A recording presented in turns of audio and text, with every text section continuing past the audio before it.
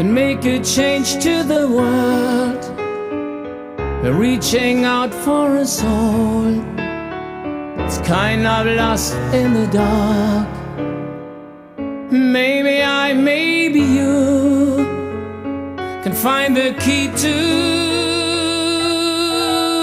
the stars, to catch the spirit of hope, to save one hopeless heart.